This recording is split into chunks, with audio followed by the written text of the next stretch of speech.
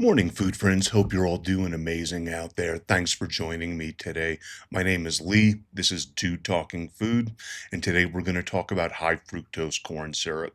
This is something that's hit very close to home for me lately. I have a medical issue that I'm going to talk about that sort of links to all of this, and it sort of forced me to deep dive into the world of high fructose corn syrup a little deeper than I had in the past. And I learned something that I kind of wanted to share with everybody.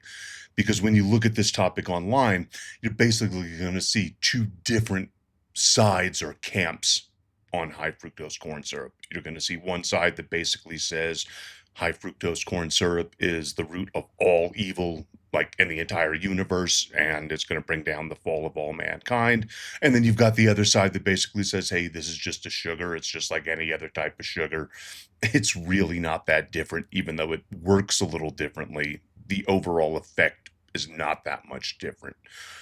So it's a little confusing because both sides are actually right in this case. It is just a sugar, but there is an issue underlying with all of this as well.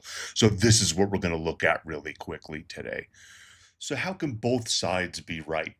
How can we have a sugar that is worse than all the other sugars out there and a bunch of data that shows this is just a sugar, it doesn't work any differently? The actual issue is in the use. And this is where it's very different. And I'm going to give an example on this. Let's say you own a cookie company. You make the best cookies and your friends are telling you you should be selling these. So you start making them and you're using honey and agave and you are making cookies to sell at your local farmer's market and you're selling them for an extraordinarily high price. Sugar and agave is not cheap, but they're all natural, and you've sort of created a niche for yourself. You've got these very high-end, healthy cookies, and they're selling, and you're doing fine. But now you find yourself and you want to expand, and you want to start selling these in grocery stores. Now, the issue with this is that if you make them with honey and agave and sell them in stores, they are going to be incredibly expensive. These are sugars that are rarer, not easier to get, so the price goes up. And if you're mass producing, you're going to have to find a way to mass get those sugars, natural sugars, and make your cookies with them.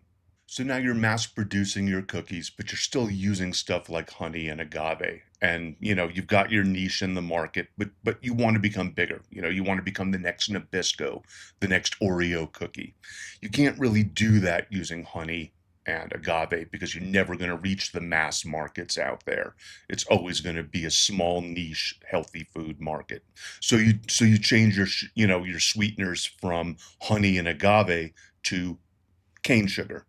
Slightly cheaper, also not much of a difference chemically. The taste is a little different, but it's cheaper, so you're able to lower the price of your cookies now, and you're producing more of them, and you've taken over a little bit more of the market.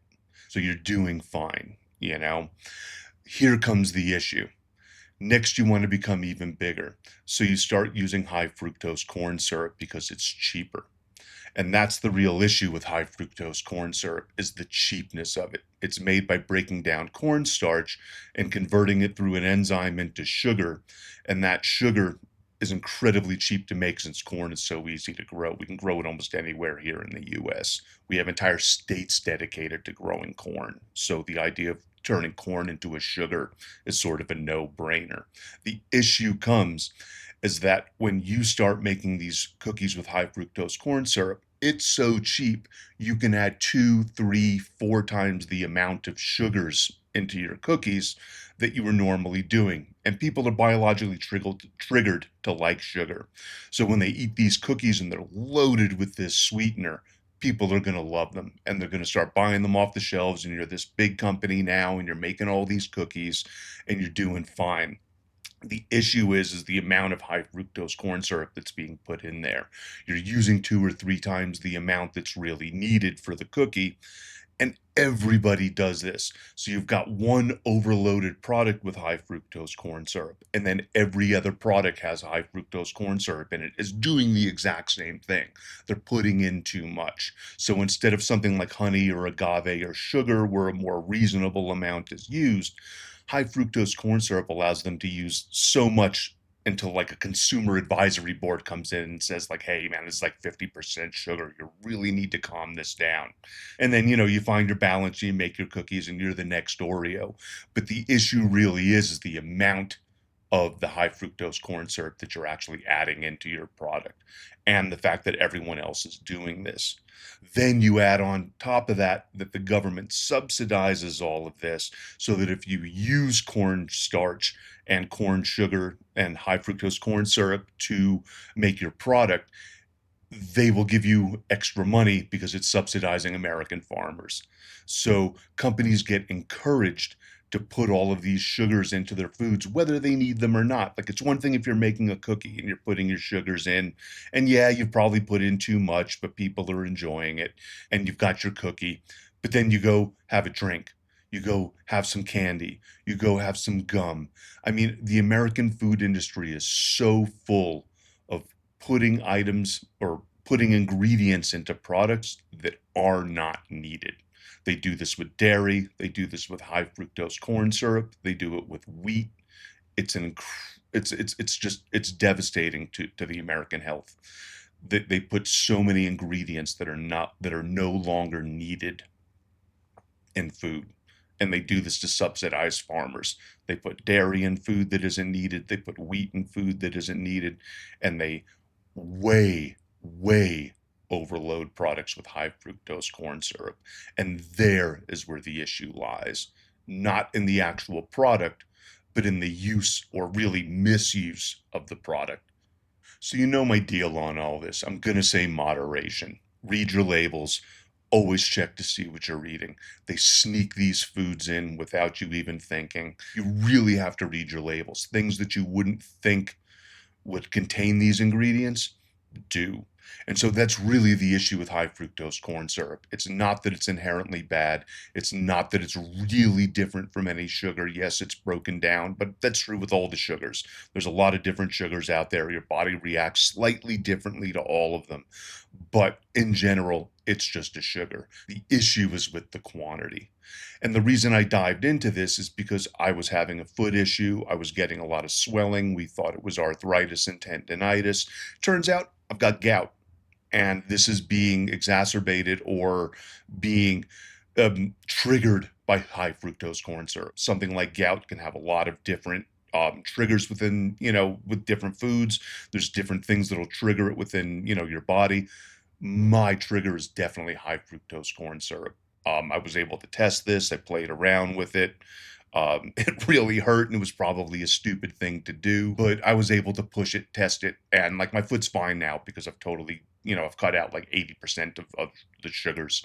So I'm doing much better. There's more to come on the channel. So we'll be doing a lot more moving forward. The good thing is that I'm able to stand, I'm able to work in the kitchen again now. So we'll definitely be filming some recipes coming up soon. But definitely beware. Read those labels. Look out for what you're doing with this high fructose corn syrup, because it comes off one way is that it's just a sugar, and if it's used reasonably, it's really no different. But in America, we don't use it reasonably.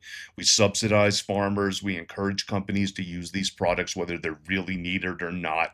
And companies just overload all of our processed foods. And this is another reason why I'm off this ultra processed food stuff. You got to get away from it. Read everything, educate yourself.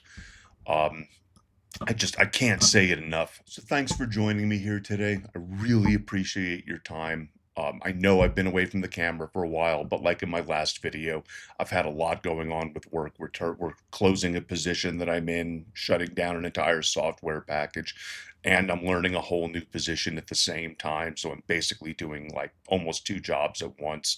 Plus, I had the foot issue that I've been nursing, so I've sort of been away from the camera for a while.